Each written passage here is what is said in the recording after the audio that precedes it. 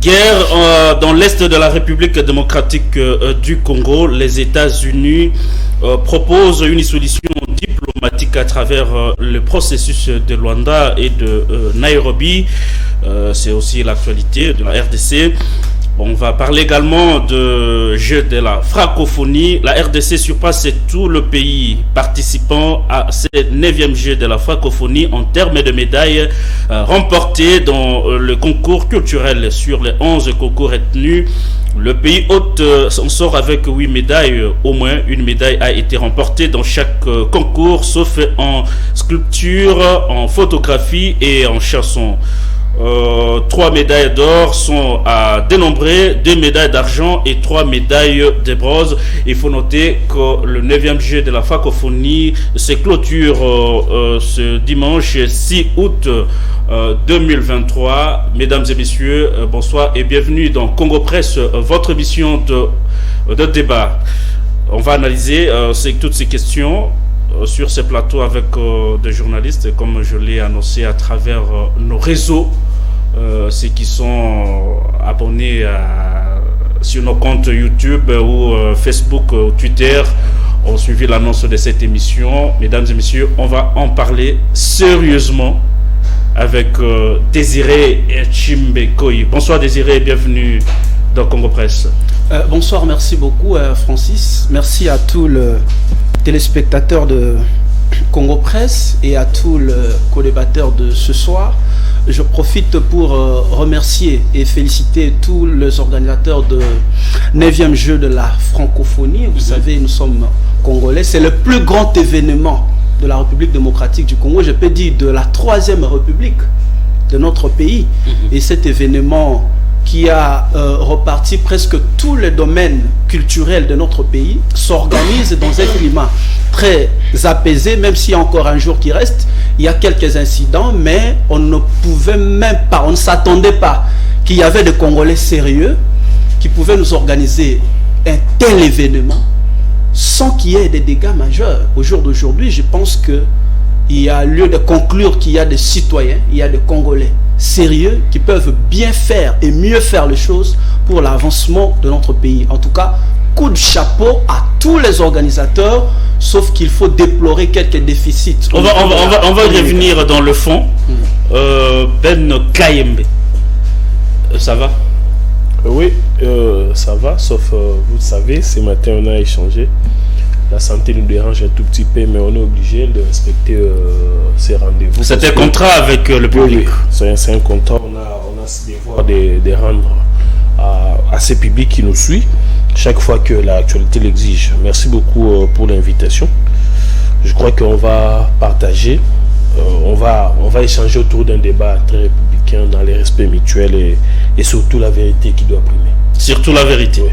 Et la vérité basée sur le fait. Merci. Surtout, c'est ça le principe de tout journaliste, c'est le fait. Mais les commentaires, vous savez que chacun peut émettre à sa façon. Alors, Raphaël, bonsoir et bienvenue dans Congo Presse. Bonsoir, merci. On est là et comme toujours, nous répondons présent lorsque vous voulez dans nos analyses.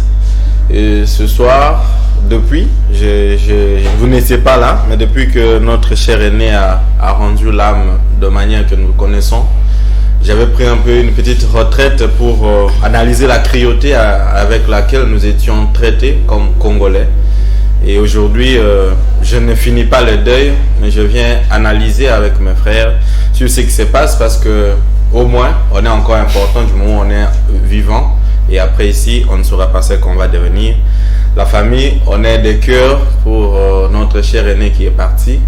Nous espérons avec l'autopsie et tout ce qui est en train de se faire que nous aurons quand même une vérité et qu'un Congolais, qui qu'il soit, quel que soit son rang, quelle que soit sa famille politique ou son ethnie, ne pourrait plus subir des choses comme ça. On est des cœurs et que Dieu l'accompagne là où il est. Peut-être vous l'aviez déjà su, ça fait quelques jours que Louis France est frappé encore une fois. Il a perdu son père. Au nom de tous les téléspectateurs de Congo Presse, nous présentons nos sincères condoléances à toute la famille, mais aussi nous sommes de cœur et nous partageons ensemble cette douleur. Alors, je commence avec Désiré pour le premier sujet de notre de cette émission, de cette soirée. Désiré, on va parler d'abord de la francophonie parce que l'actualité l'exige. Il faudrait qu'on revienne. Vous l'aviez déjà attaqué, vous étiez en train de féliciter les organisateurs de cette activité. C'est une grande activité internationale. D'emblée, comment vous jugez d'abord sur le plan organisationnel et que sur le plan étatique, comment ces jeux s'organisent jusque-là, parce que je l'ai dit tout à l'heure que ça se clôture demain. Ouais, j'attends qu'il y ait bouleversement en dernière minute par rapport au sujet. Allez-y, l'actualité, okay. C'est notre patron. Voilà. Merci. C'est ce que je disais au départ, c'est que les plus grands événements que la République démocratique du Congo a organisés depuis les débuts de la Troisième République, et cet événement a voulu la grande participation des États membres, parce qu'il faut souligner que dans cette organisation, il y a eu des contributions des États membres de l'Organisation internationale de la francophonie. Mais ces contributions n'ont représenté même pas 10% des dépenses qui ont été effectuées par l'État congolais dans les cadres, en tant que pays hôte, dans les cadres de cette grande activité. Et dans cette activité, l'État nous a démontré sa capacité à pouvoir organiser les choses. En tout cas, pour cette fois-ci, il y a lieu de pouvoir remercier le président de la République, de pouvoir remercier le gouvernement, d'abord dans la première phase qui a été seule de la mobilisation des fonds. Rappelez-vous que pour que ces jeux puissent être organisés, il a fallu d'abord des infrastructures. Et pour ces infrastructures, il a fallu qu'il y ait des fonds disponibles. Et le gouvernement a décaissé des fonds qui ont permis que toutes les infrastructures, malgré des doutes qui prévalaient à un certain moment, mais les infrastructures qui devaient concourir à l'organisation de ce jeu ont été rendues possibles grâce à l'appui financier du gouvernement congolais.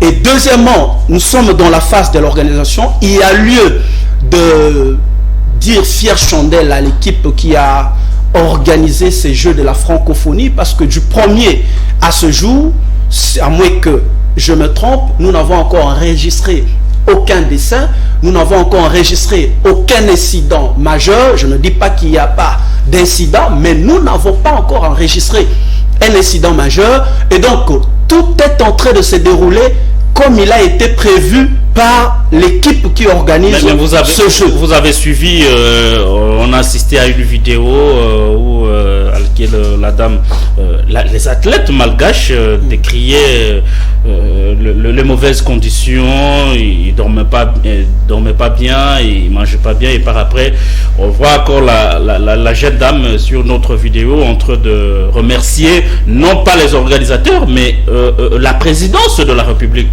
C'est ce que je suis en train de dire. Dans chaque événement, il n'y a pas de perfection totale dans l'œuvre humaine.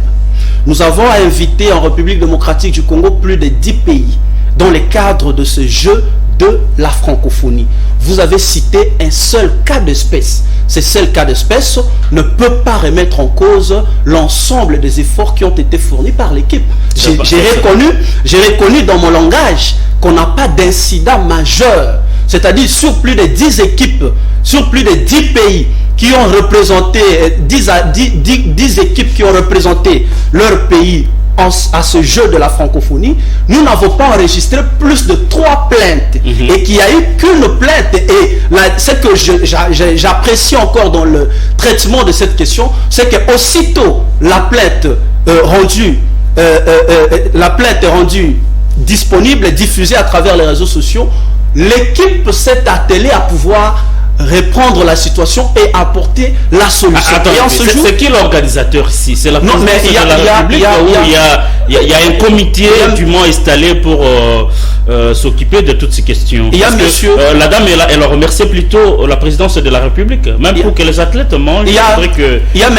Isidore Kwanja. On ne va pas reprocher à l'État congolais non, j'ai dit bien le manque de connaissances d'un athlète qui ne connaît pas l'organisation de notre pays. Elle n'est pas obligée à savoir qu'il y a une équipe, c'est M. Francis ou M. Isidore qui organise. Et donc, nous, lorsque nous parlons d'autres pays, nous parlons des États-Unis, nous parlons de la France, nous voyons Macron. Nous ne connaissons pas en fond l'organisation interne de ces États. Et donc, il y a lieu, je ne trouve pas grave qu'une dame qui ne connaît pas comment notre pays est organisé remercie le chef de l'État qui est le symbole de l'unité nationale, le symbole de la nation. Et donc, même si on doit remercier Isidore Kouandja, tous ces remerciements, finalement, seront destinés au chef de l'État en tant que manager suprême. Et je ne trouve pas qu'il y ait d'inconvénient. L'ignorance ou le manque de connaissances de cette dame ne doit pas imputer à l'image du chef de l'État qui fait son travail à travers l'équipe qui a été mise en place. Je voudrais ici que tous les Congolais puissions remercier le chef de l'État et son gouvernement, ainsi que l'équipe qui a organisé les Jeux pour cette réussite qui n'a jamais été enregistrée dans ce genre d'événements depuis les débuts de cette troisième république, j'insiste. Ah, ça c'est Désiré. Alors Ben, globalement, comment vous trouvez l'organisation d'abord de ces Jeux? Vous avez suivi Désiré qu'il faudrait quand même, pour une fois, remercier l'État congolais, ici représenté par le président Tshisekedi, pour l'organisation d'un tel événement. Ce n'est pas faux. Merci beaucoup, cher Francis, pour la question. Je vais revenir sur ce qu'a dit Désiré après, mais nous parlons d'abord de l'événement, je vais dire du G dans son ensemble. C'est bien beau, nous devons féliciter parce que la République démocratique du Congo a eu l'occasion, n'est-ce pas, de vendre son image. La République démocratique du Congo a osé, il a à 70% gagné son pari parce que ce que le confrère dit, il n'y a pas eu d'incident.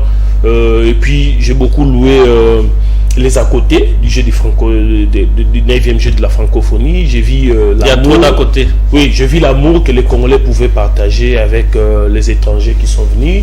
J'ai vu combien les Congolais... Nous avons toujours été reconnus comme un peuple hospitalier. J'ai vu les Congolais danser avec les entraîneurs. J'ai vu les Congolais animer, faire des chants et tout. Et ça, j'ai apprécié.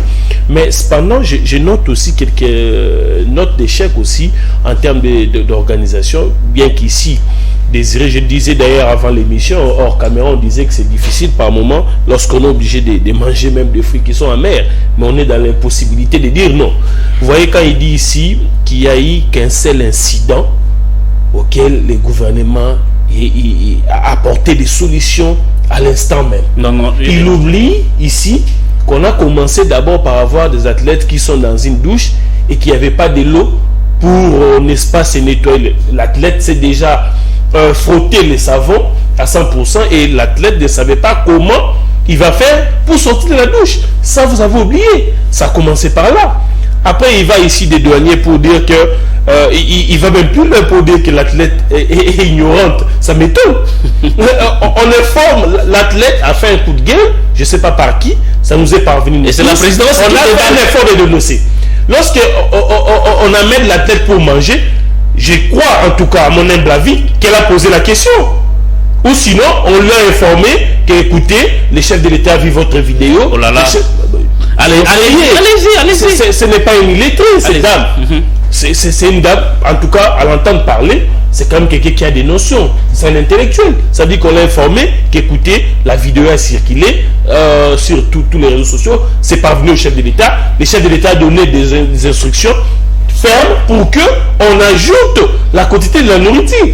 Qu'est-ce qu'elle pouvait bien faire lorsqu'elle fait la vidéo? Parce qu'on lui a obligé de faire une vidéo pour laver l'image de l'organisation. Elle a été obligée. Elle est obligée de le faire. Ah, okay. Une information, il faudrait une information qui vient chasser une autre information. Parce que si elle n'avait pas fait cette donc vidéo, c'est quoi, madame, vous avez mangé, vous devez démentir. Les Congolais pouvaient rester avec l'image comme quoi que l'organisation a failli. On l'a obligé de faire une autre vidéo pour laver l'image de l'organisation. À part ça, je note aussi ceci, mon cher. On savait qu'on devait accueillir, par exemple, avec les matchs de basketball, on savait qu'il y aura match tel jour. Qu'est-ce qui a manqué à la République démocratique du Congo de réserver des énergies, je ne sais pas, même énergie renouvelable, même les groupes électrogènes, tout ce que vous voulez, pour que de tels bévis n'arrivent pas. On a vu, en même temps, on a eu l'occasion de vendre dans le stade. Certes, on l'a fait, c'est pourquoi j'ai pas de 70%. On devait aussi se préparer en conséquence pour que, même dans les récoltes, parce qu'il y a eu beaucoup de sites, même dans les sites où c'était peu fréquenté, que les erreurs comme ça n'arrivent pas. Non seulement ça, on parle de la culture, on doit vendre l'image. Mais aujourd'hui, j'ai comme l'impression qu'à République démocratique du Congo, tellement que ce sont nos musiciens, je vais dire ici, qui chantent la rumba, qui sont proches des autorités de la République démocratique du Congo, ce sont eux qui sont favorisés. Aujourd'hui, on a la musique urbaine qui monte à la République démocratique du Congo, qui est marginalisée. Vous avez aujourd'hui des jeunes qui montent des Guess Fabulous, les Alèche et tout ça, tout ce qui... Je vis Alèche a écrit à l'organisation. Tout ce monde-là, c'est comme s'ils sont marginalisés. Parce qu'eux ne baignent pas dans les Mabanga, ils ne baignent pas, ou sinon ils ne vivent pas à côté des autorités, ils ne parlent pas Kémandé, je ne sais pas. Pourquoi ils sont marginalisés?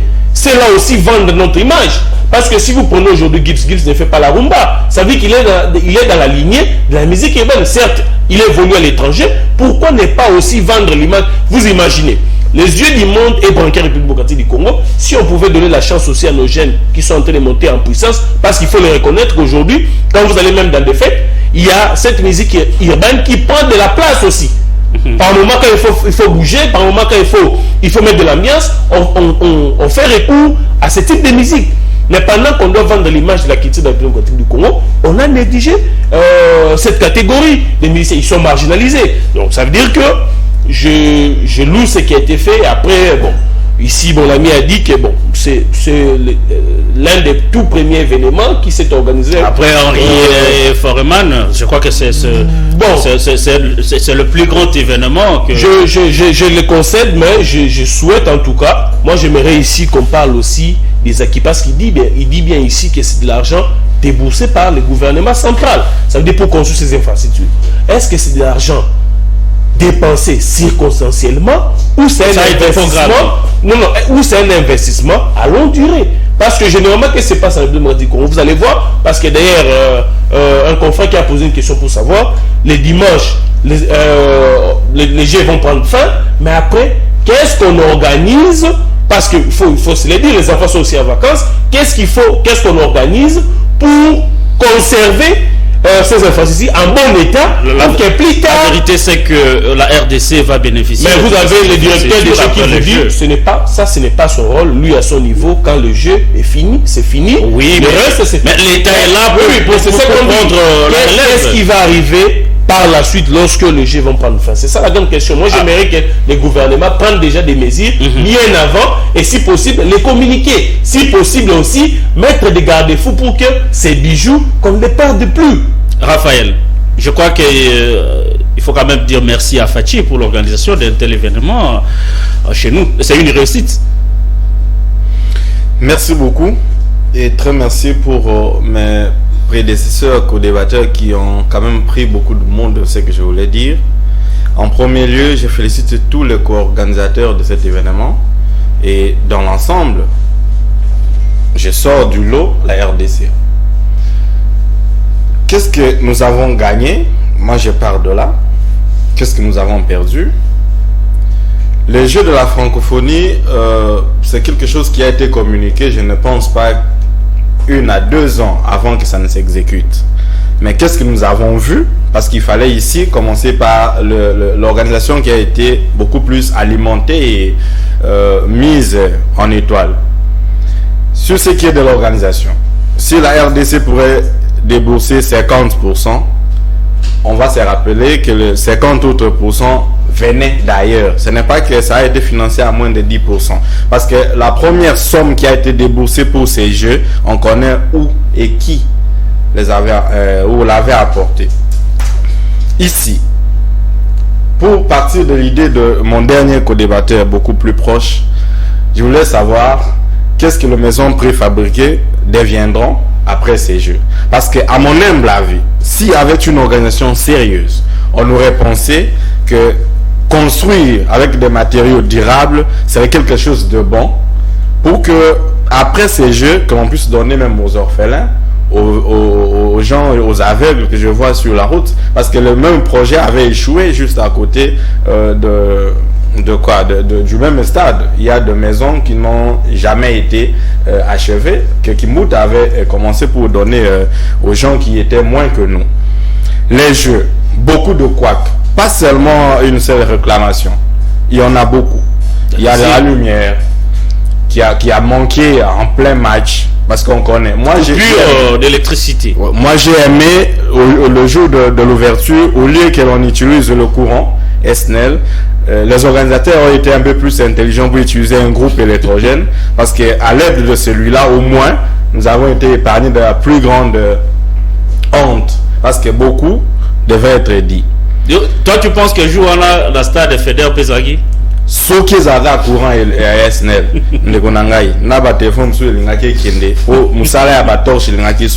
allez-y. Je pars de la musique, des jeux, de l'art, de ce qui compose le tout en dehors de l'hospitalité du peuple congolais, que nous avons vu les gens qui se sont autoproclamés comme si ces jeux-là étaient pour le mettre et en lumière, et les erreurs, c'est pas les organisateurs. S'il faut maintenant partir de l'idée de désirer qui voudrait que tout soit remercié et que la tête soit les chefs. Il faut remercier aussi Zachary pour les désordres qu'il a causés. Je voudrais que Désiré revienne. Généralement, je ne sais pas les noms des gens qui ne peuvent pas prendre un peu de la hauteur par rapport à ce qu'ils vivent. On n'a pas été là pour entendre qu'il avait des maisons à construire. Sinon, beaucoup on parle déjà de la francophonie, on vous parle des maisons. De mon temps. Allez-y. Je voulais parler à Désiré. S'il faut remercier le chef d'État pour tout ce qui s'est fait, accepter aussi que lorsque ça ne va pas, qu'ils soient aussi le même responsable. Pas les dédouaner lorsque ça ne va pas, et lorsque vous pensez que ça a été, c'est lui le chef. Parce que s'il faudrait, à la place de sa figure, on connaît que c'est lui le chef de l'État, et j'ai aimé l'intervention de Patrick Mouya qui nous dit, non, on connaît que, non, les gens viennent, et on devrait placer cette figure pour que tout le monde, pas Patrick Mouya, c'est Peter... le ministre de l'Intérieur, il dit Peter Kazad, il dit cette photo là c'est pour que tout le monde connaisse que c'est au moins lui qui dirige. Alors la question vite posée à cette heure là, tous ces voyages, il était conseillé ou c'est toujours notre chef de l'État qui se promenait pour que c'est seulement au cours de jeu de la francophonie qu'on vienne reconnaître que c'est lui et que cette photo au lieu du drapeau qui réunit tout le monde était en train d'être exhibée. Je vais un peu plus dans la félicitation de ce qu'il y a eu. Nous avons eu quelques médailles, même que dans beaucoup d'autres disciplines. On a eu bien beaucoup selon les éléments qu'on a tirés. On aura la suite demain, mais au moins dans quelques disciplines, hormis la boisson et la danse, nous avons quand même mérité quelques-unes. Donc vous parliez de cette photo, la photo qui n'avait pas vraiment son mise à l'exergue plutôt. Parce que tout le monde connaît. Donc pour vous, cette photo n'avait pas sa place. Il fallait le drapeau congolais réunificateur. Un drapeau qui, sous lui, tout le monde, que vous soyez qui, vous êtes en train de vous incliner. Mais vous avez eu un peu plus de mal parce que vous étiez en train de toujours servir la République du tollé que cette effigie avait fait susciter. Allez-y pour chuter. Alors, je chute. Merci à la RDC pour avoir été à l'accomplissement. Et prochainement, nous aurons aimé que tout ce qui a été organisé à la hâte, le vieux, bon, pas seulement le vieux, il y a beaucoup de salariés de la RDC qui sont privés de leur jusqu'à ces jours.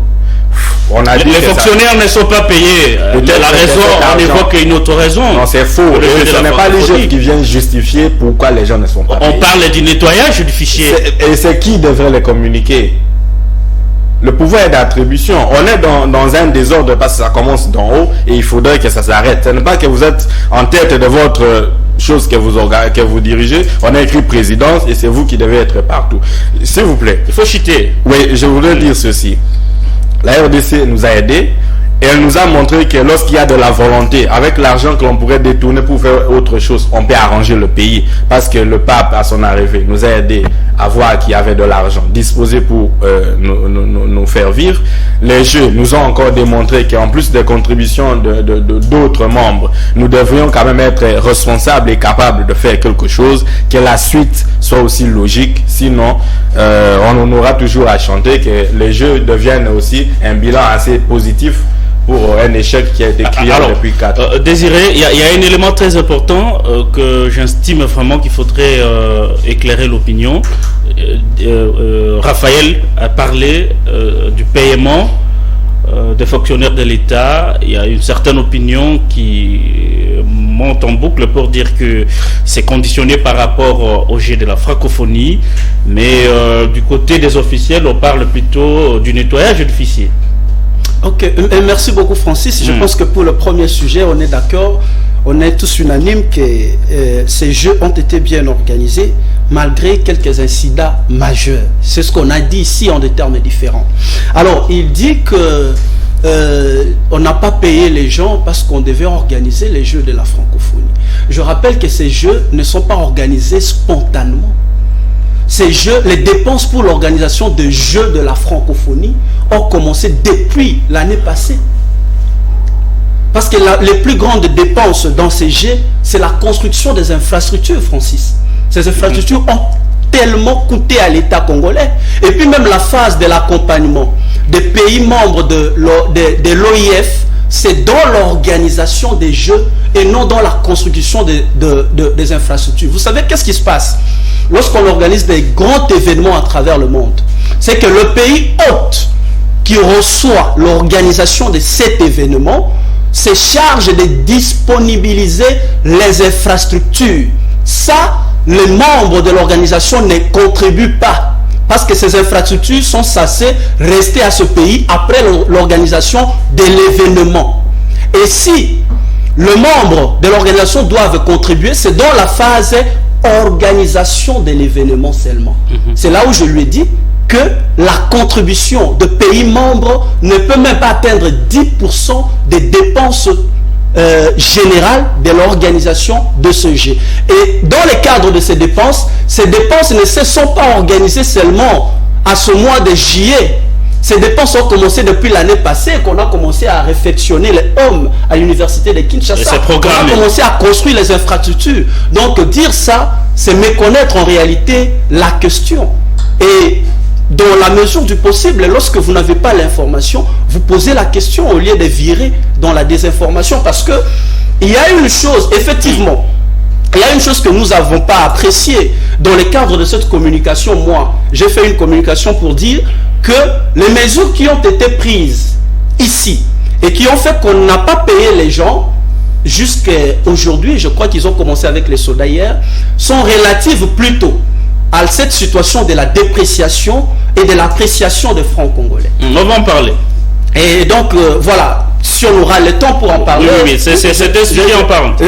Si c'est un sujet à part, je n'entre pas le fond, mais j'informe mon frère que c'est une mesure qui a été prise dans le cadre du comité de conjoncture économique, qu'on pouvait retarder le paiement et déverser 150 millions de dollars sur le marché d'échange dans le sens de vouloir rendre rare la circulation dans la masse monétaire, la circulation de francs congolais, avec l'idée de l'apprécier par rapport au dollar américain qui devait être disponible entre les mains des gens. Je pense qu'on va aborder cette question. Il y a encore un élément, toujours par rapport à ces jeux de la francophonie, vous tous, il n'y a personne qui a fait allusion au traitement réservé aux policiers qui assure quand même la sécurité de la ville pendant ces moments ici. Ils dorment dehors.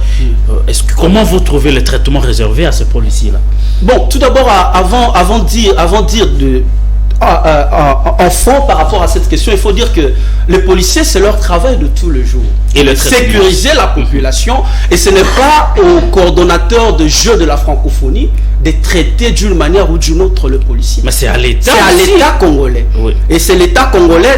La question qu'on doit se poser, c'est qu'est-ce que l'État congolais ne paye plus les policiers? Si l'État congolais continue de payer les policiers, et ce que les policiers ont fait dans le cadre de ces jeux, c'est leur travail de tous les jours. Quand les autres dorment à plein air, à même les sols, tout ça, vous trouvez que c'est un bon traitement réservé? Ce sont des jeux qui s'organisent. Ce n'est pas seulement chez nous que ces jeux se sont organisés. On a eu le jeu de la francophonie s'organiser dans d'autres pays. Mais est-ce que les traitements, c'est le même traitement qu'on réserve à leurs agents de sécurité, leurs policiers? Qu'est-ce qu'on parle de traitement? Parce que tous ceux qui travaillent dans le cadre de la réussite de ces jeux sont pris en charge. vous allez vous rendre compte que dans tous les sites, après l'organisation des événements, il y a une équipe de gens qui nettoient régulièrement. C'est ce qui fait que tous les sites sont propres. Et de toutes ces équipes-là, il n'y a pas de réclamation jusqu'à aujourd'hui pour dire qu'il n'y a pas de gens qui sont pris en charge. Et je n'ai pas vu aussi des policiers réclamer quoi que ce soit. Et donc, tous ceux qui travaillent pour la réussite de ce jeu, jusqu'ici, ils sont pris en charge. Mon ami a évoqué la question de la culture, qu'on devait chercher nos jeunes gens. Non, les jeux de la francophonie sont les jeux de la compétition. Et dans la compétition, on prend les meilleurs d'entre nous. On ne va pas prendre ceux, oui. Lorsque nous sommes dans la compétition, on ne va pas prendre un apprenant pour le mettre face à la face du monde. On prend le meilleur d'entre nous. On doit prendre Gims, on doit prendre Ferregola, on doit prendre Fali Poupa, on doit prendre Héritier Watanabe, on doit prendre Werason et ainsi de suite. Ne me dites pas que dans le cadre de ces jeux, on va former des jeunes gens. Les jeux de la francophonie ne sont pas les jeux de formation. Des gens qui se cherchent encore. Qui se cherchent encore. Ce sont les jeux de compétition. Il y a mon ami Raphaël qui a évoqué la question du chef de l'État. Lui qui est juriste, il sait que le chef de l'État est le symbole. Autant les drapeaux est le symbole de la nation, autant le chef de l'État l'est pendant qu'il est à l'exercice de ses fonctions.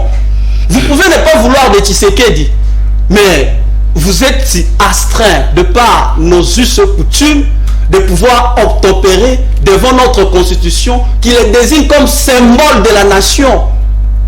Je crois que c'est clair. C'est clair. On va prendre la deuxième thématique de cette émission. Mesdames et messieurs, vous sentez que c'est un peu chaud sur ce plateau aujourd'hui. Les flèches vont dans tous les sens. Mais on va revenir un peu sur la question de baisse de prix de taux, plutôt d'échange sur le terrain. Apparemment, ça devient un peu spectaculaire. Quand vous partez au marché, on vous dit c'est à 23, 22, 25.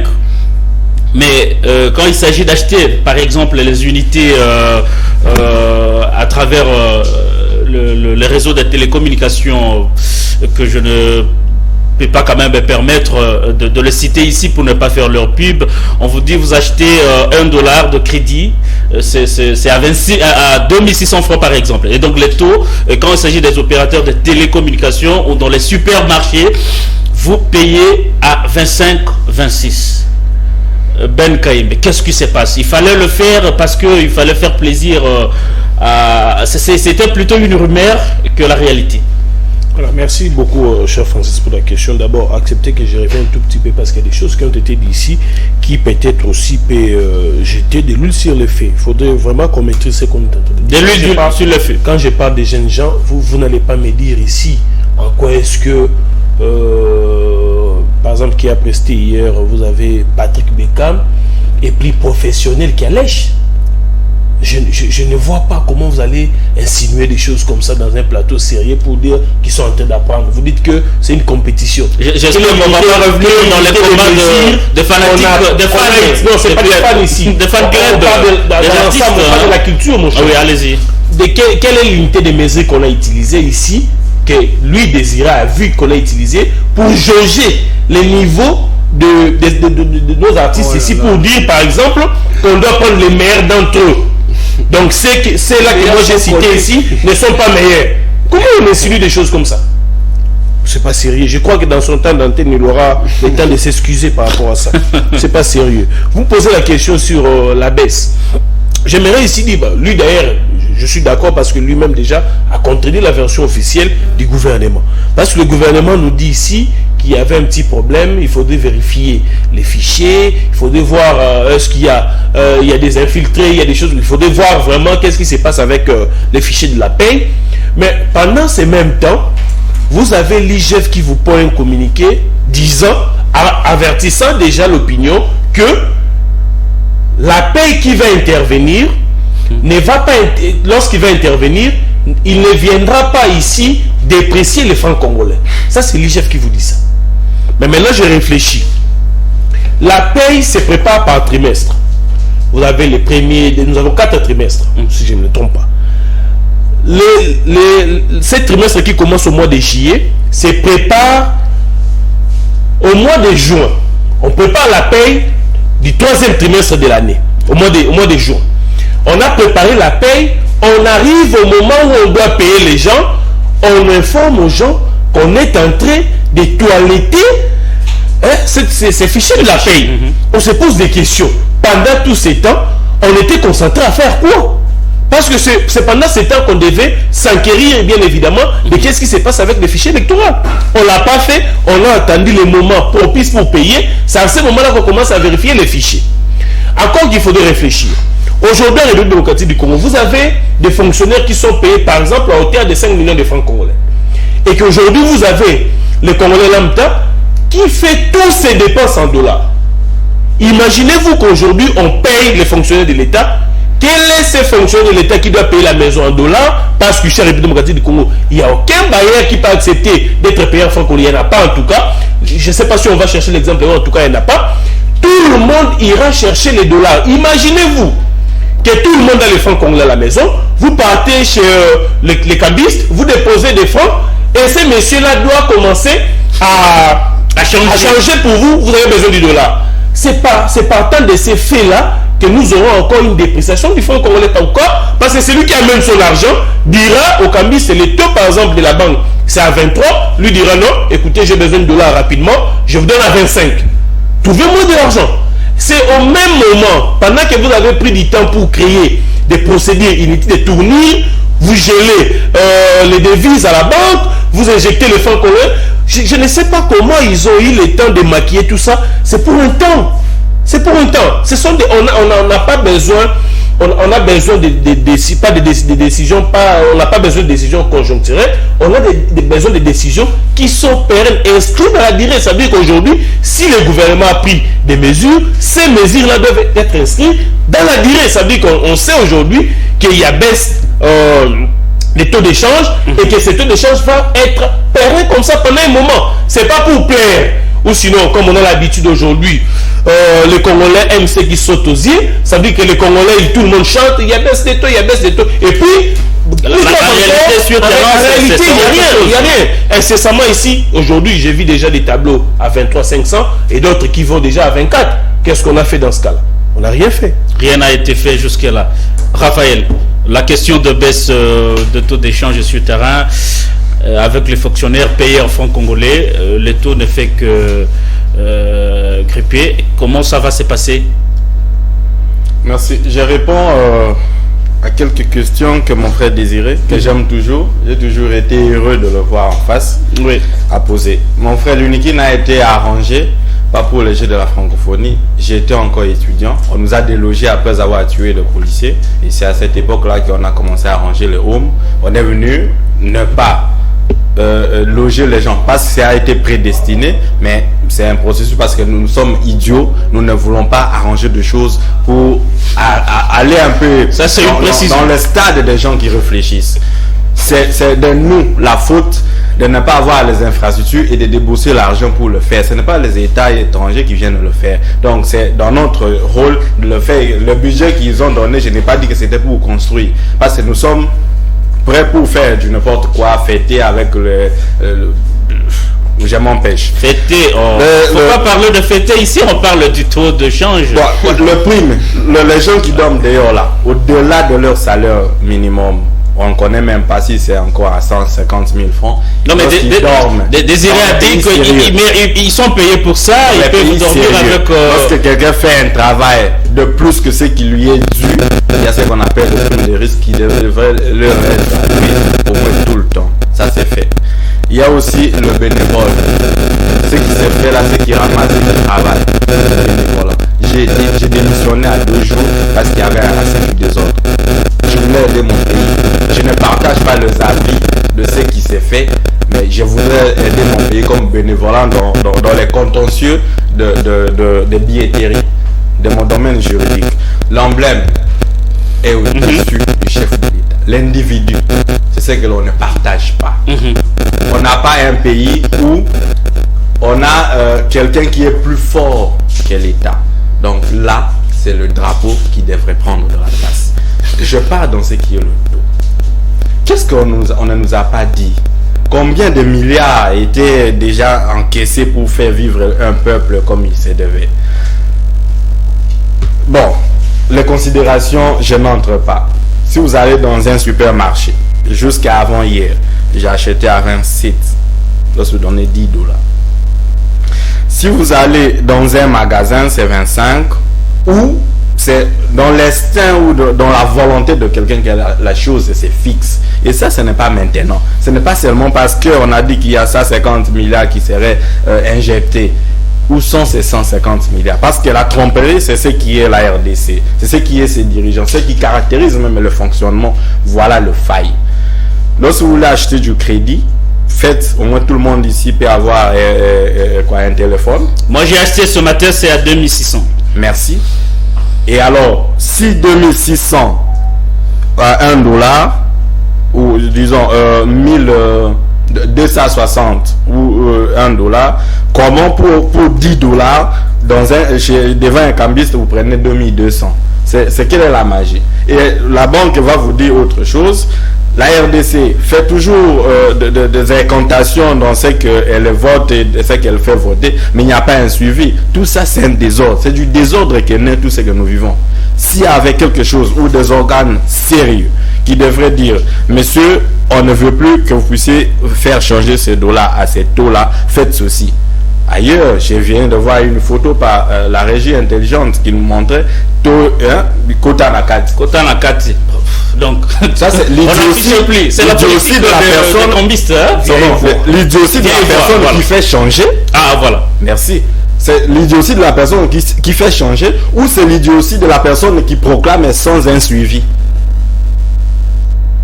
Au moins sur ce plateau, nous serons tous d'accord que nous n'avons pas la volonté de diriger le pays comme il faut. Chacun tire le drap selon qu'il est en train de se plaire ou de bénéficier, comme disait Jean-Marc Kaboun. De là où il est, les félicitations pour nous avoir relevé qu'au moins ce qui serait bon pour la République était pour les individus. Des raisons, aujourd'hui nous sommes en train de vivre cela. Mais la République ne va pas continuer à faire ça. Changeons. Merci beaucoup Raphaël, changeons.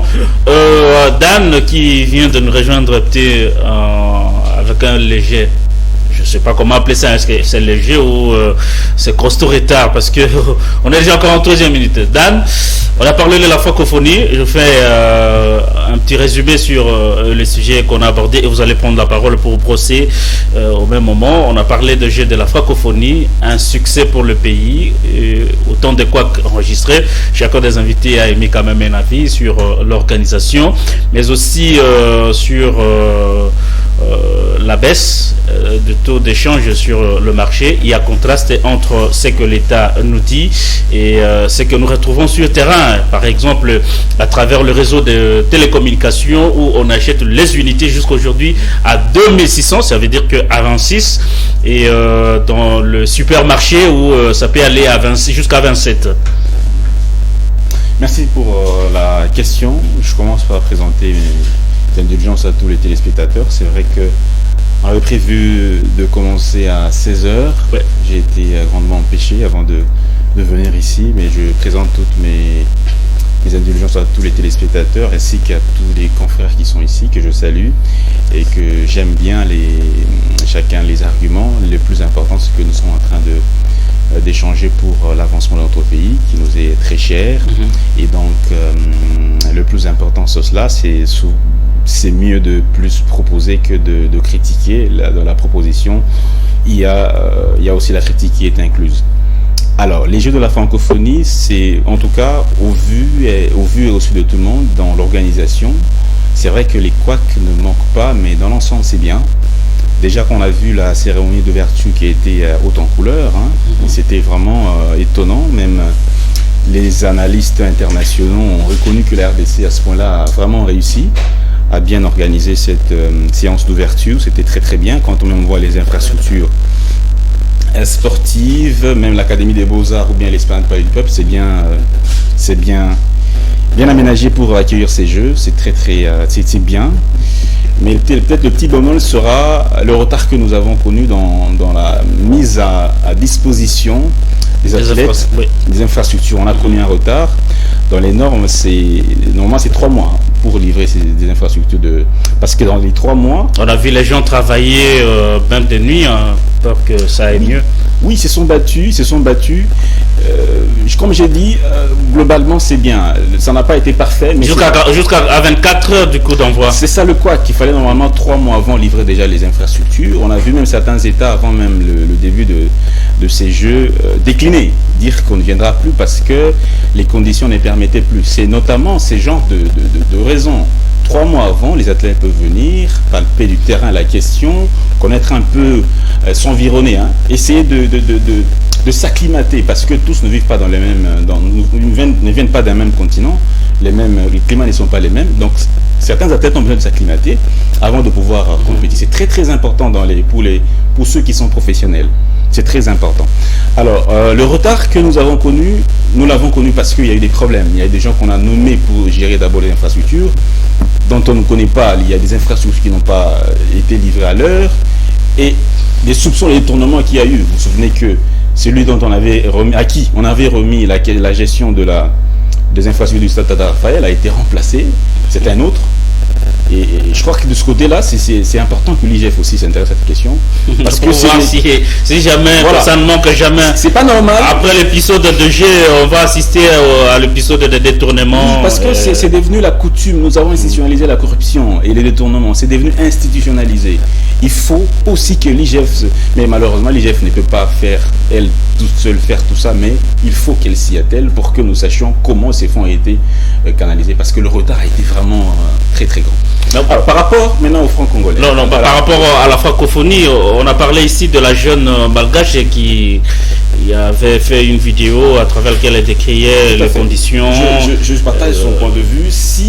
Et par après, elle va finalement dire merci à la présidente de la République et aux organisateurs. Je pense que c'est de bonne guerre parce que, comme je l'ai dit tantôt, ça n'a pas été parfait, les couacs n'ont pas manqué.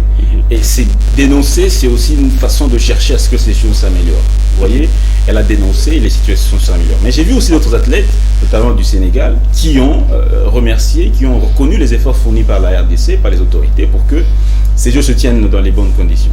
Et donc, globalement, on va se dire qu'il y a eu plus d'une quarantaine de pays sur place. Donc, il y a cette malgache qui s'est plainte. Voilà, sur les autres, je ne vois pas. On va dire qu'elle est seule, je n'ai pas vu d'autres pays se plaindre. Mais c'est toujours à prendre en compte, il faut toujours prendre la critique du bon côté et essayer d'améliorer. Mais je suis content que la RDC soit quand même. On a quand même surpris le monde, il faut qu'on se le dise, on a quand même surpris le monde. Je crois qu'avec un peu plus de volonté, on peut organiser des. Allez-y sur la question de franc congolais. Voilà, la question du franc congolais, je pense que. Je crois que je vous ai reçu hier chez moi sur la question de l'agriculture. Ah oui. Je suis passé en revue la question de la diversification de l'économie, parce que l'économie, quand elle est diversifiée, il y a des débouchés, il y a de la création d'emplois, il y a les jeunes qui sont embauchés et puis c'est la société qui en bénéficie. Il est dit dans mes recherches que depuis 1965, la RDC a abandonné plusieurs secteurs pour se focaliser sur les secteurs de l'agriculture, de l'exploitation minière. Donc la grande partie du budget national vient des secteurs miniers. Et quand on parle du secteur minier, c'est principalement le cobalt, le cuivre, le coltan et le diamant et l'or. C'est très important, mais quand vous suivez le chercheur, comment il s'appelle, Christian Moleka, il dit, selon certaines recherches, d'ici 2100, la RDC pourra avoir pénurie des matières premières. Ce qui veut dire que le gros fournisseur de notre budget va être remis, ne sera plus à même de nous fournir comme il le fait aujourd'hui. Ce qui fait qu'il faut qu'on pense déjà à une alternative.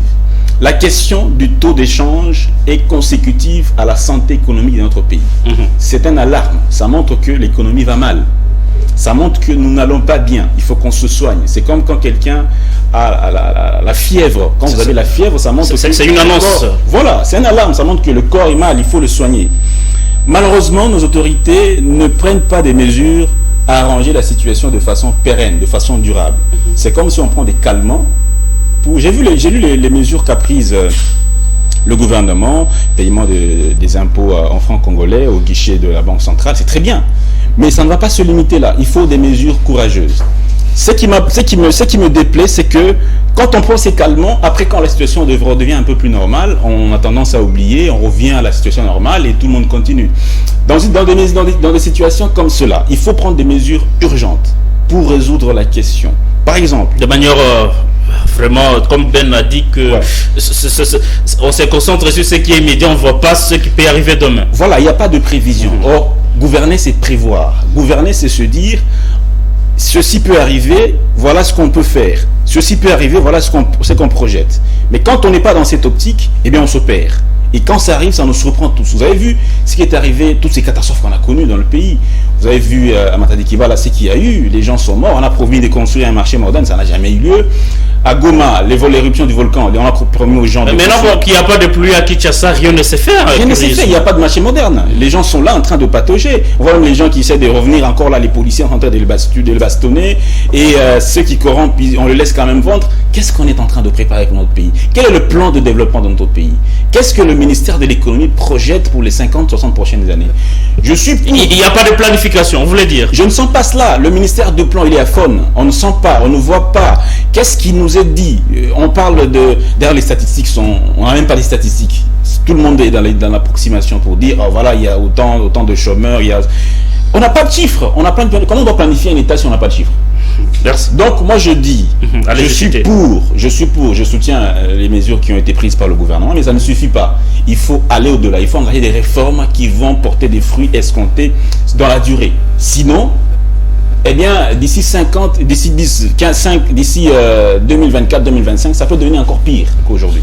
Merci beaucoup. Désiré, vous aviez quelque chose à rajouter par rapport à ce que Ben et Raphaël ont dit sur, d'abord, il faut revenir sur le flèche qui vous ont été lancés par rapport à la francophonie avant de conclure sur la problématique de taux d'échange. Bon, en fait, je ne considère pas ça comme de flèche, je considère que nous n'avons pas réfléchi par rapport à la question de la même manière. Mon frère Ben considère que tous nos musiciens sont égaux. C'est que moi je ne pense pas. Je pense que parmi nos musiciens, il y en a qui sont beaucoup plus vifs, plus forts que les autres. Et donc les jeux de la francophonie étant les jeux de la compétition, on ne peut compétir qu'avec le meilleur.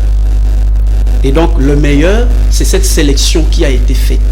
Vous avez Fally Ipupa, vous avez Ferregola, vous avez Richie Watanabe, vous n'allez pas me dire qu'en dehors de ceux-là, il y a de plus meilleurs.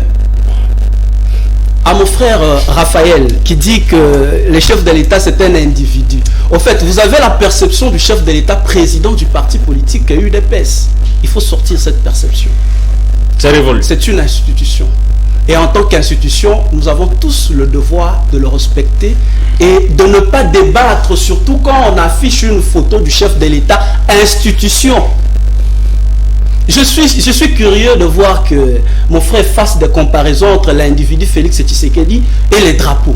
Pourquoi aller jusque-là? Il ne faut pas le voir comme individu Tshisekedi. Il faut le percevoir comme institution de la République, la première de toutes. Alors, venons-en à notre question. Moi, j'ai considéré la situation dans laquelle nous sommes comme une sorte d'illusion nominale qui fait que on considère les enjeux économiques du point de vue de leur forme et non du point de vue de leur fond. Vous avez la RDC est dans la situation où la théorie quantitative des économies, de la monnaie n'est pas respectée. Et ça ne date pas d'aujourd'hui. C'est depuis des années. Parce que quand on parle du taux d'échange, nous devons nous poser la question. En 2006, $1 s'échangeait à combien? 2006, 2004, 2008, $100 valait combien de francs congolais? À l'époque, je pense que c'était moins de 50 000. Et donc, nous avons comme l'impression que plus nous allons, plus le taux monte. Et la situation n'est pas d'aujourd'hui. La situation a duré plus de 30 ans, qui plonge notre économie dans une forme d'instabilité. Cette théorie suppose qu'il y ait une sorte de proportionnalité entre la masse monétaire et le niveau des prix sur le marché, la quantité de production, mais aussi les efforts que les gens fournissent dans les rapports des échanges. Vous avez une population estimée par exemple à 90 millions d'habitants, comme on dit. Mais quand on recourt à la Banque centrale, on recourt aux opérations de planche à billets. Ça ne commence pas d'aujourd'hui. Ce sont des habitudes, ce sont des pratiques, qui durent. Et ces pratiques qui font que vous avez entre les mains des gens beaucoup plus d'argent que le nombre de production, que la quantité de la production de ce pays. Parce que la quantité de la production d'un pays doit être proportionnelle à la masse monétaire et au prix des biens sur le marché pour qu'il y ait croissance économique. C'est-à-dire, vous avez d'une part des gens qui produisent, vous avez d'autre part des gens qui assurent les suivis de prix. Nous avons des inspecteurs économiques dans ce pays, je vous rappelle, mais qui ne font pas leur travail. Et vous avez d'autre part le gouvernement la Banque centrale, l'autorité monétaire, qui surveille les banques commerciales dans la gestion des monnaies étrangères et monnaies nationales. Mais là, vous revenez à ce que Dan a dit sur la politique. Il faut qu'il y ait des mesures, il faut renforcer des mesures, il faut aussi travailler dans la durée. Cette situation perdure et nous fait perdre le temps. Mais vous avez, mon ami a évoqué cette question de mesures qui ont été prises dernièrement par le gouvernement. Et qui ne suffisent pas parce que la situation persiste. Non, moi j'avais dit que ce gouvernement ces mesures devaient répondre à cette situation à au moins 30%. Rappelez-vous, quand le gouvernement prenait ces mesures, nous étions déjà à 2550, 2500 et quelque chose. 25 000 quelque chose. Et donc nous allions. Le gouvernement a pris la première mesure, il a dédollarisé les taux d'échange, la fiscalité. Parce que vous savez que dans notre code minier, les sociétés minières, dans leurs bénéfices sur le 100%, ils sont astreints à pouvoir ramener 30%, 60% dans le pays et à pouvoir payer des impôts. Mais quand ils payent ces impôts, ils les payent en dollars américains. Et nous sommes dans une situation où il n'y a pas interdépendance entre les monnaies. Nous avons une dépendance en sens unique. C'est-à-dire les gens n'ont besoin que d'une monnaie. Ici sur le plateau, si chacun a un compte bancaire, c'est en dollars américains. Et cette dépendance à sens unique, qui fait que tout le monde recourt vers le dollar américain, déprécie les francs congolais. Et les francs congolais se placent comme une monnaie de seconde zone. Et quand le gouvernement prend la mesure de dire que les sociétés minières doivent payer leurs impôts en francs congolais, c'est-à-dire ils astreignent à ces sociétés qui ont leurs bénéfices plutôt en dollars américains à recourir vers le franc congolais. Et en ce moment, ça crée une interdépendance monétaire. C'est-à-dire, d'une part, vous avez des gens qui ont besoin du dollar américain et d'autre part, vous avez des gens qui ont besoin de francs congolais. C'est cette mesure seulement qui permet de stabiliser le taux de change au-delà de la mesure de la production. Parce que dans la production, vous avez l'option de la croissance économique. Mais dans les réformes, vous avez l'option de la stabilité des taux d'échange. Et dans notre situation d'aujourd'hui, parce que l'option à long terme de la production devrait beaucoup pouvait plus nous prendre du temps, nous devons plutôt recourir aux réformes. En faisant quoi? Je chute par là. Je dis le gouvernement doit supprimer les secteurs informels. Ces secteurs doivent être supprimés. Ces petits cambistes qui sont dans les quartiers qui... Mais il y a des pères de famille qui font... Non, écoutez, les enjeux de ce qu'ils font coûtent beaucoup plus cher à l'État que ce qu'eux ils gagnent.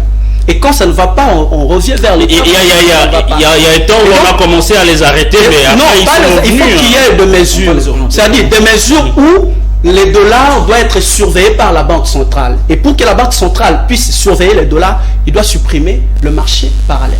Merci beaucoup, Désiré, pour ces réflexions sur le taux d'échange.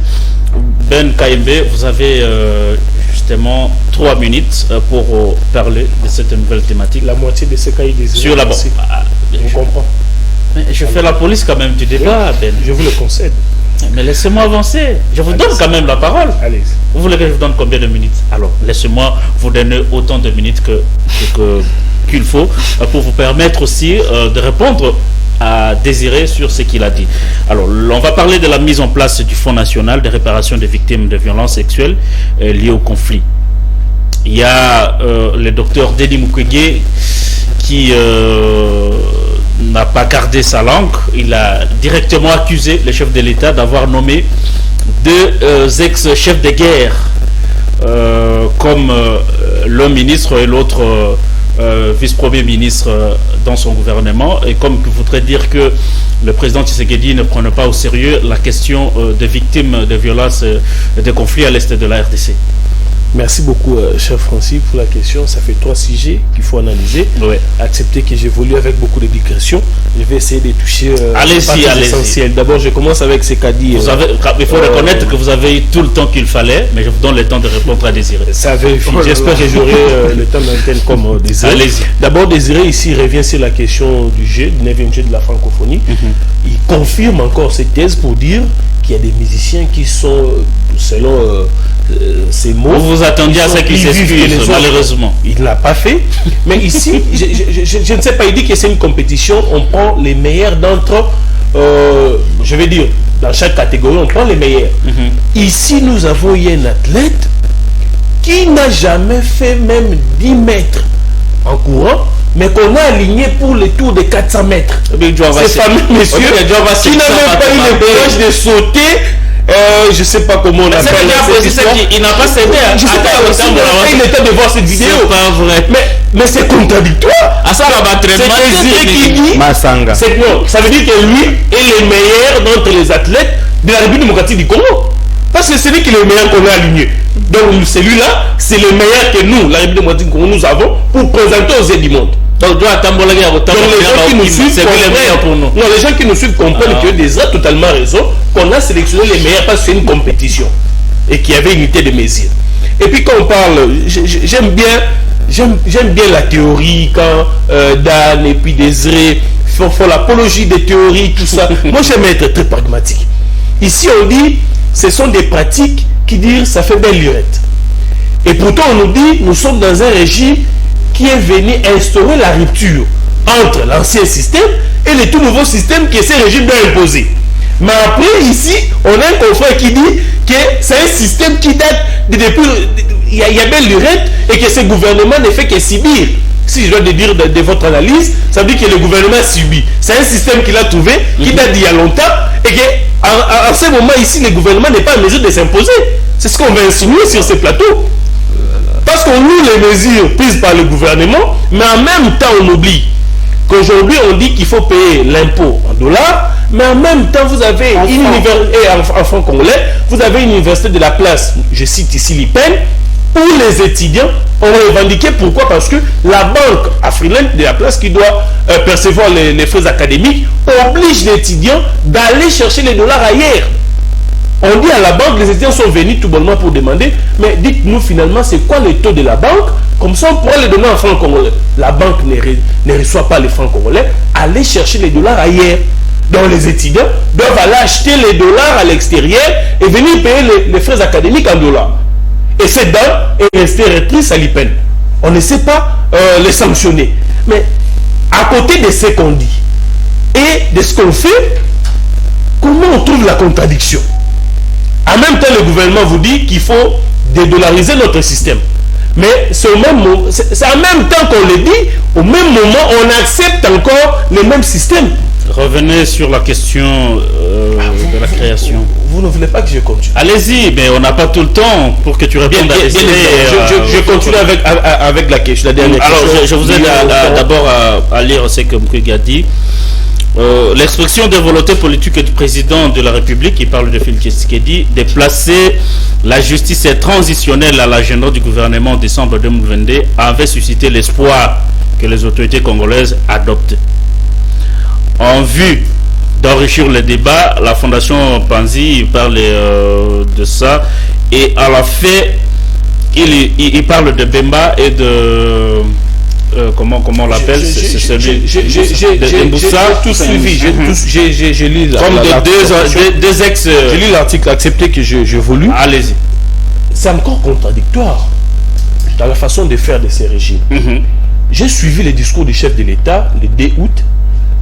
J'ai retenu une phrase dans son discours. Le chef de l'État dit qu'il faudrait solliciter de l'Assemblée nationale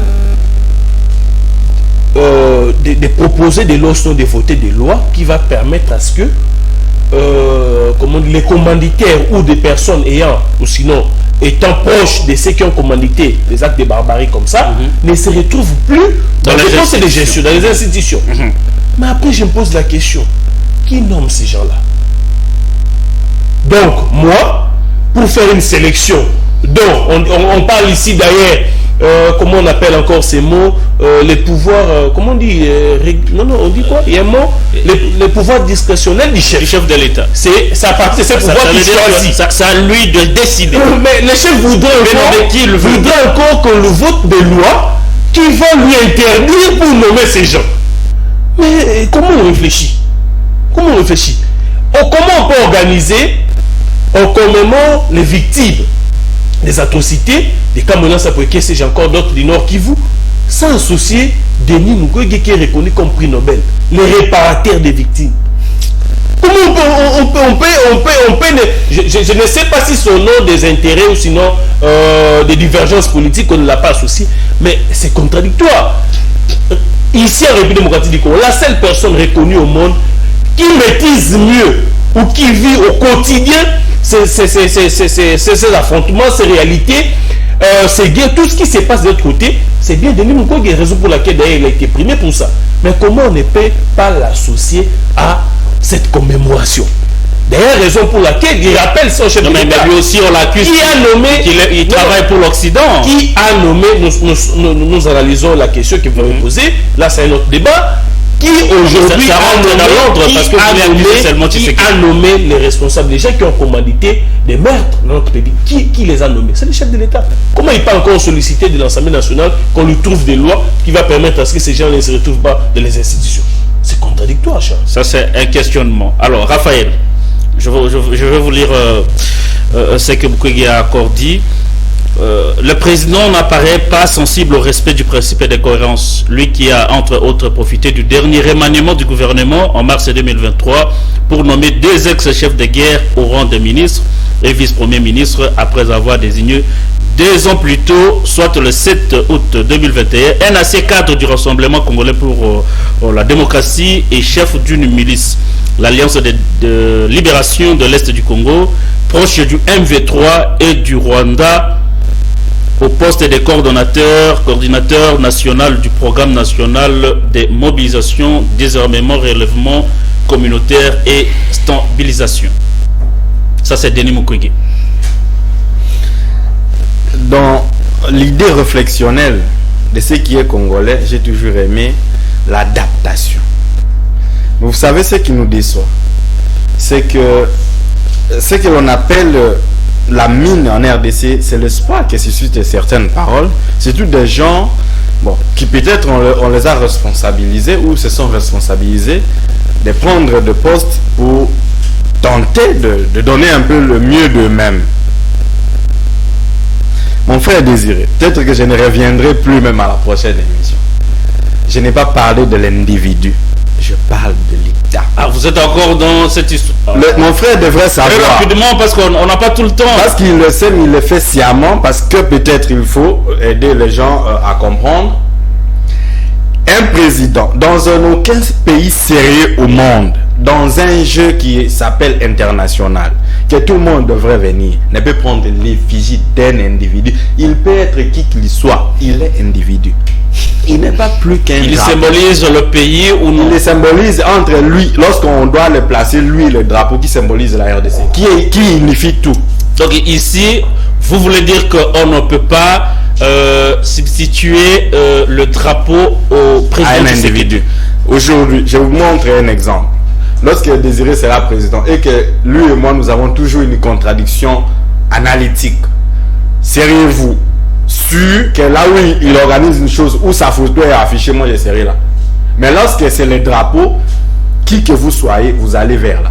Que ce soit de l'opposition ou de la majorité. Le drapeau est plus que tout. Mais quand il s'agit de la figure avant d'être président, il est institution, ça dit que même un Mbosso doit être affiché comme ça, parce que c'est une institution. Ce sont des institutions. Prenez la question de victimes de violences sexuelles. Il est président d'une institution, mon cher ami. Merci. Allez-y. Mon frère, nous avons aussi parlé de l'économie. Et mon frère Désiré... Désolé, Raphaël... J'aurais même eu une minute pour parler de la question de... Allez-y, parce que je vais vous arrêter et donner la parole à Dan. Ouais. Mon frère a parlé que c'était 30 ans, plus, que cette histoire a duré. Un gouvernement de warriors, tout feu, tout flamme. Ça a été affiché partout à ce jour. Quelle a été la réponse donnée? Parce qu'on venait déboulonner. Les contraires sont eux qui ont été déboulonnés. Vous savez pourquoi? Parce que j'entre dans la question. Déboulonner pourquoi? À l'UDPS et dans tout conglomérat, c'est beaucoup dire. Dans toute cette casserole, il y a des incapables qui peuvent diriger le pays ou qui peuvent assumer des fonctions. On doit, dans une cérémonie où on va pleurer et faire mémoire des gens qui ont vu leur famille partir, qui ont un seul bras, on appelle un commanditaire assis, il les regarde et ils sont là. Mais celui qui les répare est absent. Un commanditaire assis en train de voir le victime. Parlons du communiqué. Lorsque vous lisez le prix Nobel, selon l'esprit du prix Nobel, tout analyste sérieux saura de qui il parle. Et dans cette salle-là, parmi les gens coupés de main, ils ont vu quelqu'un qui a été derrière. C'est le commanditaire, ou un commanditaire qui a été derrière les exécutants. Le pays manque de gens qui peuvent venir sérieusement l'aider. Pourquoi il fallait faire recours? Parce que celui-là peut constituer un tout par rapport aux aventures de décembre. Mais pas avec l'idée que les gens viennent nous aider. Parce que dans un pays sérieux, lorsque vous avez fait quelque chose, quelles que soient les années, les temps que ça puisse prendre, vous êtes responsable. Et si c'est cette responsabilité que nous voudrions à l'avenir, que l'on puisse cesser de créer des gens qui sont plus forts que cette République, parce que tous nous partons et il n'y a que la République qui va rester. Pour cela, avançons. Cessons de faire un peu de manœuvres, de déclarations inutiles pour aucune réalisation. Carte à ce jour, plus de 3 mois, il n'y a que le chef ou 2 mois qui a pris la carte. On ne connaît pas, on est combien. On va promettre, jusqu'à se promettre la mort. Et cette fois-là, ça sera... Merci Raphaël. Dad, selon l'esprit du prix Nobel ici, le président Tshisekedi ne peut pas organiser une telle cérémonie pour pleurer les victimes de conflits à l'Est, parce que lui-même a nommé à la tête des institutions importantes de ce pays les commanditaires, comme l'a dit Raphaël, les gens qui ont contribué à ces actions, à cette barbarie. Merci, c'est une question importante, mais je crois que nous devons la dépassionner. Allez-y. Nous devons la dépassionner parce que les millions de morts sont plus importantes que les individus qui se chamaillent autour de cette question. J'aurais aimé que le docteur Mukwege prenne un peu de la hauteur. Vous comprenez? Il est prix Nobel de la paix. Il doit faire plutôt des propositions qui restent dans les critiques. Vous comprenez? Il doit s'élever. Quand vous suivez les prix Nobel ailleurs, prenons le cas de Mandela. Mandela, quand il a reçu le prix Nobel de la paix, il a été rassembleur. Vous comprenez? Les bourreaux de Mandela, Mandela les a serrés la main. Mandela travaille avec eux. Vous comprenez? En tant que prix Nobel de la paix, je crois qu'il doit militer plus pour la paix. Et je pense aussi que le chef de l'État devrait aussi, peut-être, dans certaines mesures, être cohérent. Parce que Mukwege l'a dit, que le chef manque de cohérence. Oui, il doit être cohérent parce que c'est lui qui condamne, qui organise des activités pour je crois qu'il faut prendre une position. Commémorer les victimes, et c'est lui qui nomme à la tête des institutions les commanditaires. Je l'ai dit, Mukwege doit prendre de la hauteur. Le président doit être aussi cohérent. Il faudrait que nous réfléchissions sur une solution définitive à ce problème. Les gens qui meurent sont plus importants que nous. Les familles des victimes. Je vous dis que j'ai perdu aussi un des membres de ma famille, un militaire, un membre de ma famille qui a fait l'armée, qui est parti, a perdu. Quand on perd un être cher, ça fait très mal. Quand on voit les gens se chamailler autour de cette question, ça fait très mal. C'est comme si on déconsidère. On remet en question la mémoire des gens qui sont morts. Non. Il faut aller au-delà de cela. Le docteur Mukwege, c'est bien, ses idées sont peut-être bonnes, mais je crois qu'il doit aller, il doit prendre de la hauteur, tout comme le président de la République. Tous les deux doivent travailler main dans la main. Sur des questions d'État, il faut des hommes d'État. Vous avez vu quand M. Macron a reçu la gifle en France, tous les opposants ont condamné. Vous avez vu quand le Bataclan, comment dire, la paroisse catholique, j'oublie les noms, a pris feu, tous les politiques ont été côte à côte, main dans la main. Vous comprenez? Parce que c'est une cause nationale. C'est une cause nationale, on ne transige pas. Les couleurs politiques tombent. C'est le drapeau qui prévaut. Et donc, c'est pourquoi moi, je pense que pour le moment, en tant que Congolais, il faudrait qu'on réfléchisse sur des options sérieuses à prendre toute cette question. Il faut des Congolais spécialistes du Rwanda. Il faut des Congolais spécialistes de l'Ouganda. Parce qu'on le voit ailleurs, des gens qui sont spécialistes des États-Unis. Pourquoi pas chez nous? Parce que nous sommes un État qui a subi l'agression depuis des lustres. Voilà pourquoi j'ai parlé de la distraction. Cette question au sérieux. Quand on se chamaille, on perd le temps. Le président dit, Mukwege dit, on en gagne quoi? L'appareil distrait. Je l'avais dit hier dans votre émission. Alors, désirez votre conclusion par rapport à cette question des victimes de violences sexuelles et des conflits dans l'est de la RDC. Mukwege n'est pas tout à fait d'accord à ce que le chef prenne le devant pour condamner ces actions, autant que lui qui nomme à la tête des institutions les personnes qui ont d'une manière ou d'une autre contribué à ces exactions ou à cette barbarie. Merci beaucoup Francis. J'ai fini par comprendre la difficulté de mon frère Raphaël jusqu'à ce qu'il compare le président de la République au président de la chambre, de chambre du Parlement. Et c'est là se trouvait son problème, il confond. Au fait, le président de l'Assemblée nationale est président d'une chambre, d'une des institutions, et qui n'a pas pour circonscription électorale la République démocratique du Congo. Je suis désolé que tu arrives jusqu'à faire cette comparaison, toi qui es au moins juriste. Alors, on revient ici par rapport à cette question entre le docteur Mukwege, le chef de l'État. Je ne vais pas le mettre sur une même ligne en train de les balancer. Francis, nous devons connaître l'histoire de notre pays. Nous ne devons pas agir selon le réflexe de notre histoire personnelle, mais nous devons apprendre à agir selon l'histoire de la République démocratique du Congo. Ce pays a une histoire. On parle aujourd'hui de Jean-Pierre Bemba, permettez que je cite son nom, on parle de tous les autres, mais rappelez-vous que à Sun City, nous sommes allés prendre un certain nombre de mesures qui nous ont permis d'aboutir à ce que nous appelons aujourd'hui la Troisième République.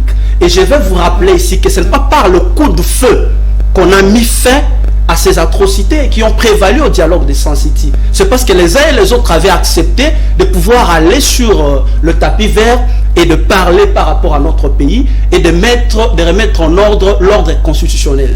Parmi ces gens, Jean-Pierre Bemba, Azarias Rouberois et les autres. Quand Kabila est devenu président de la République. Et donc ces gens ont accepté de faire avec. Je dois encore insister que s'ils n'avaient pas accepté de le faire, nous ne savons pas où la République démocratique du Congo devait être aujourd'hui. Je rappelle encore que même l'AFDEL qui est venu au pouvoir, vous allez me dire qu'il n'y a pas eu de victimes lors de ces atrocités qui ont prévalu à la victoire de l'AFDEL contre le régime de Mobutu. Il y a eu de morts, beaucoup. Mais nous avons accepté. Et après, quand Kabila devient président de la République, les gens l'ont combattu parce qu'ils ont estimé que c'était la prolongation de l'AFDEL.